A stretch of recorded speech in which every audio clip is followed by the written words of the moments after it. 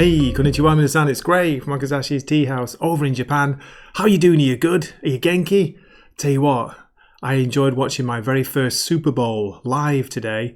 It was actually started at 8:30 in the morning on Monday. Today was a holiday, a national holiday in Japan, so I got the Monday off. So I was watching the Kansas City Chiefs versus the San Francisco 49ers. And what a game it was, what a match. But let's get on with the comics. This is my comic review pick and mix show for the week. Where are we? I'm recording this on Monday, the 12th of February. But this is talking about comics which came out last week from Wednesday.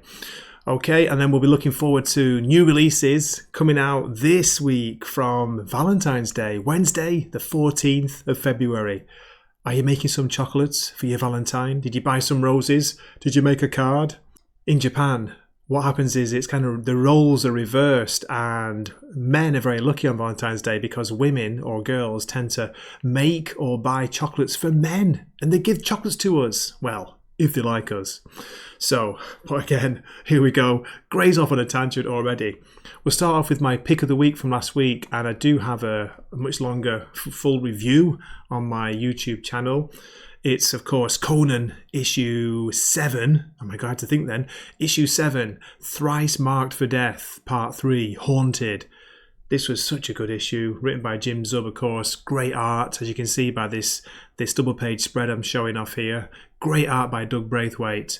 If you're not picking up Conan, even if you've got no interest in the character, you're missing out on probably one of the best current comics on the market. So that is a real strong recommend from me.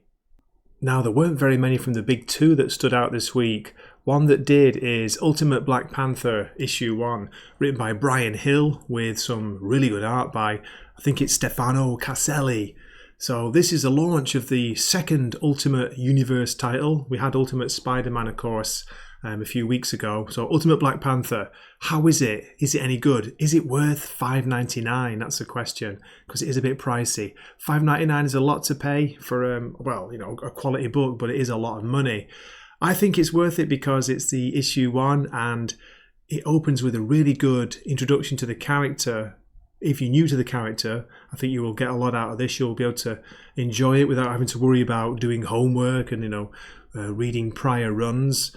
It works as a standalone issue, and it's setting up so much for this new series. We get to see a weird, villainous version of Moon Knight in this Ultimate Universe, and they're made up of two figures, two gods possibly, Khonshu and Ra. And we also see T'Challa is here, and he's married to Okoye. There are appearances from Killmonger very briefly, and a possible appearance from Storm from the X-Men, but of course, as far as I know, the X-Men are not actually existing in this Ultimate Universe. Not that what we've seen yet, anyway. So this is very strong recommend. If you're not sure about it, definitely give it a shot. It's only the first issue, and it's always worth buying a number 1. But yeah, top quality art, as I say, and an intriguing story which is setting up future issues. Next, I want to shout out a really good indie comic, and also shout out YouTube buddy Fear Monarch, because he's been recommending this. Beneath the Trees Where Nobody Sees. What a great title for a start. But this is actually issue 3. It's written and drawn by Patrick Horvath, and letters are by Hassan Otsmane El Hao. Wow. Now, this is $3.99. It's coming out from, I think it's from IDW, which surprised me because it's so good. But let me just read the synopsis. This is the official synopsis for this issue. Are you ready for this? Here we go. As Woodbrook quakes in terror, the killer runs free. The town now plans a funeral instead of festivity. Sam has her suspicions, she'll follow her hunch. She better act fast or more bones might go crunch. But Sam isn't afraid, she knows she'll solve the case, because the killer doesn't know it, but they left a trace. I started reading this synopsis and I didn't realise it was written as in a rhyming poem style. It's a bit weird, but yeah, this is one of those, what do they call it, anthropomorphic series where they're using animal characters as basically people. The animal characters are living in this town called Woodbrook. Woodbrook, what a great name. And there seems to be a killer in their midst, but they're not sure who it is yet. So it's basically a murder mystery with furries. No Usagi Yojimbo, unfortunately. But just the way it's written and drawn, you can see how much love is being put into this series. It's a real passion project, of course, by Patrick Horvath. And it seems to be impressing people and starting to catch people's eyes. Only issue 3, so it's not too late to jump on board. You can easily pick up the first 2 issues. They're actually available on digital for a lower cover price because they've been out for a couple of months. But yeah, I would give this a recommend, and I'd say give it a try, see what you think.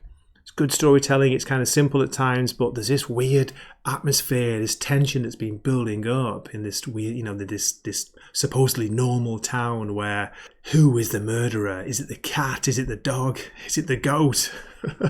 I don't know what I'm talking about, but yeah, definitely big recommend. So give this a shot if you're not sure about a good indie book. This is a really good one from IDW.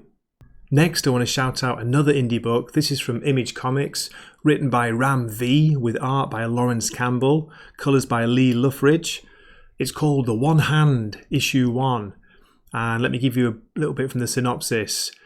In the town or the city called Novena, Detective Adi Nasser is about to retire with a very enviable record until a brutal murder occurs, bearing all the hallmarks of the one-hand killer. Which should be impossible, since Ari already put him away, not once, but twice in the years before. So this is cool. This is a real dark, future noir detective story with a little bit of Blade Runner vibes without all the high tech and the endless, amazing city sprawl. It's dark, it's gritty. I like the pulpy, PI, Sam Spade kind of feel to it. The art by Lee Luffridge matches the story's themes of darkness and pain, murder. It's very dark, minimal colours. I gotta say, for an opening issue by Ram V, who does have a kind of tendency to waffle, a bit like me, it pulled me in. It wasn't too overwritten. It's got a good premise, a very intriguing premise. But what I'm not sure about is it says to be continued, of course, in One Hand issue 2, but it also mentions another comic called The Six Fingers, which is written by Dan Waters. And as far as I know, it complements this story, but it's going to be told from the killer's perspective. So a lot of people are not sure about that. They're saying, wait a minute, if you're going to have it from the murderer's perspective, it's going to give away the whodunit, isn't it? But maybe it won't. Maybe they'll play it out cleverly. They'll leave you guessing. Maybe you won't see who the murderer is. You'll see it from their eyes. So yeah, this is a good one. It's a good recommend for a detective noir mystery comic book. And yeah, another indie. Look at this. The indies are standing out this week. And my final recommendation is... guess what? Yes, another indie book. It's Bloodrik, issue 3 of 3. That's right, only a 3-part miniseries. Written and drawn by Andrew Cronke. Crank it up, baby. And this is the synopsis from League of Comic Book Geeks. The story of Bloodrik reaches its bloody conclusion.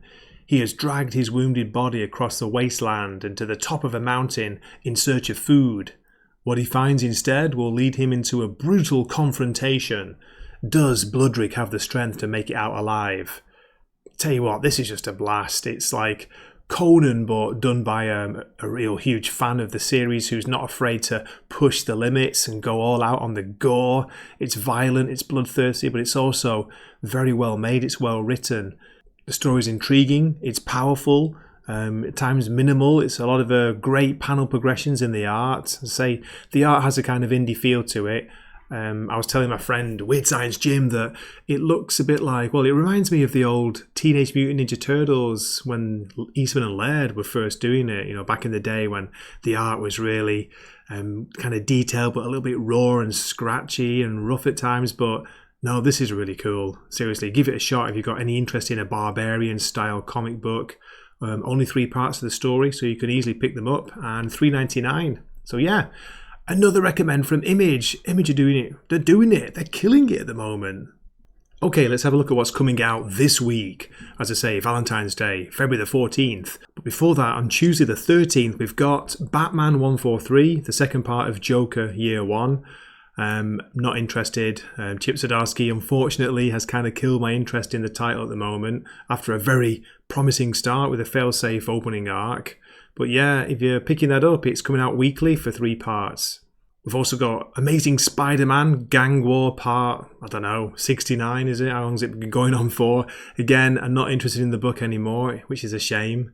Zeb Wells, he's just written me out of the book. If we get a change in the creative team, I may pick it up again, start reading it, but yeah, not interested. Action Comics 1062. Wow, is that the Battle of Hastings? No, that's 1066. Jason Aaron writing a bizarro Superman story. Will it live up to the opening issue, which was good, decent? We'll have to have a look. Good art as well in that. There's also Wolverine, issue 43, if you've been following that. The crazy over-the-top Sabretooth War. Very bloody, very violent. Transformers issue 5 comes out from Image Comics. This is one of my picks of the week. Really looking forward to this. Can't wait to read it. Daniel Warren Johnson, he's been killing it. That series has been so much fun. So well made. A love of the craft. A love of the characters. It's clear when you read the issues. Batman Robin 6, Green Lantern 8. Okay, let's go down to the second row. Here we go. So for me, just pointing out the ones of interest. I will be picking up, probably, Batman City of Madness. I think that's part 3 of 3. 3-part miniseries by Christian Ward. I did enjoy the first 2, although it's been getting mixed reviews. Not quite sold on the art. It is very good at times, but a little bit of a preponderance of purples and, pinks and dark blues. I don't know. Anyway, let's see what happens here. This is a synopsis. The terrible origin of the Gotham Below is revealed in the final issue of the cosmic horror epic. Batman and Talon have fought their way through the underground city's nightmarish villains to rescue Giovanni, but has the Batman Below already twisted his mind past the point of saving? Okay. Yeah, interested. Main cover there by Christian Ward. Let's have a look at the variant. There's a variant by Bill Sienkiewicz, which looks pretty cool. Look at that. Well, a preponderance of aquamarines, light greens and yellow and a little bit of red. And another one by Patrick Reynolds, which has a close-up of Talon and the Batman below with his weird tentacles coming out of his mouth. Good grief. Cthulhu? Lovecraft? Losing my mind. Now, how's it go again? Sanatorium? Losing my mind. How dare you! From Marvel, we've got Vengeance of the Moon Knight issue 2, the relaunch series.